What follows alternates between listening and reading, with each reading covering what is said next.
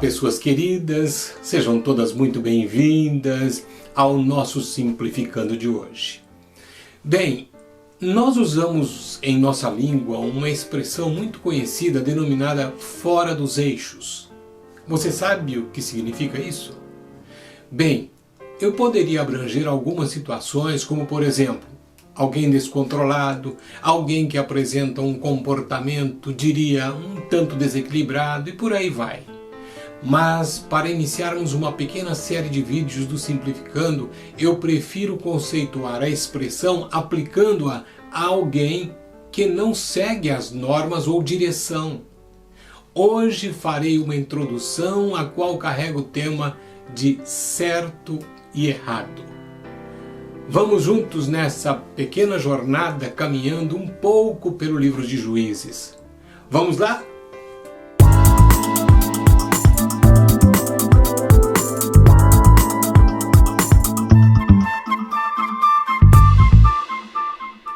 Bem, eu tomo Juízes, capítulo 21, versículo 25.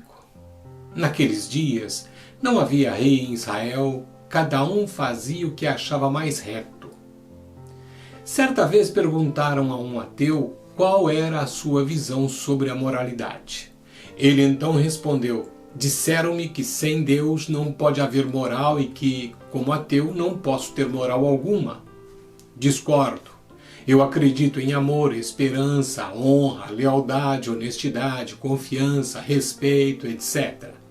Essas coisas não vêm de Deus. Elas vêm de dentro do ser humano e de sua interação com os outros. Se você precisa que Deus lhe diga o que é certo e errado, porque você não consegue descobrir por si mesmo, então você pode ser parte do problema. Um cristão então respondeu: discordo. Ninguém pode ter verdadeira moralidade sem Deus. Se para você o certo e o errado for apenas uma questão de escolha humana, então você estará fora do eixo e nesse ponto se quebrará o tempo todo. Somente dentro de um relacionamento com Deus você poderá saber o que é certo e o que é errado, e somente nesse relacionamento é que você poderá estabelecer a diferença entre o certo e o errado.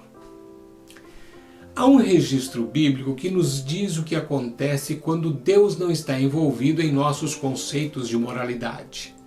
Trata-se de uma história horrível e de um tempo sem princípios éticos. Isto ocorreu quando a nação de Israel estava desorganizada, sem governo central e apenas funcionando as 12 tribos como jurisdições separadas. Ao lermos, veremos a vida nacional nefasta desenvolvida sem Deus. Observe que eles tinham um rei, Deus. Tinham também uma lei, os 10 mandamentos dados por intermédio de Moisés. Não obstante, aquele povo simplesmente descartava e desobedecia a ambos. No próximo Simplificando, vou recontar essa história. No entanto, precisamos trazer para os nossos dias o tema do certo e errado e confrontar o entendimento de um bom número de pessoas que estão dentro dos arraiais do cristianismo, e eu me refiro ao mundo evangélico. Por que toco nessa ferida e por que digo que é uma ferida? Porque essa é uma chaga resultante de pecado não tratado na vida de muitos, os quais os relativizam e por conseguinte ficam fora do eixo. Muitos dizem: isso não tem nada demais. Precisamos pensar que vivemos em outros tempos e que devemos nos acomodar aos padrões modernos. O certo e o errado não carregam significados absolutos, mas relativos, pois o que é certo aqui pode ser errado em outro lugar. Portanto, o cristão precisa ter uma mente aberta. Você concorda com isso? Minha posição é totalmente discordante dessa premissa, pois o que era pecado lá nos primórdios do Antigo Testamento continua sendo pecado nos dias de hoje. Aquilo que ofendia a Deus no passado continua ofendendo a Ele ainda hoje. Um grande número de pessoas que está dentro da igreja precisa rever seus conceitos e, em última análise, a sua conversão, haja vista que estas mesmas pessoas amam aquilo que Deus odeia e odeiam aquilo que Deus ama. Forte, não?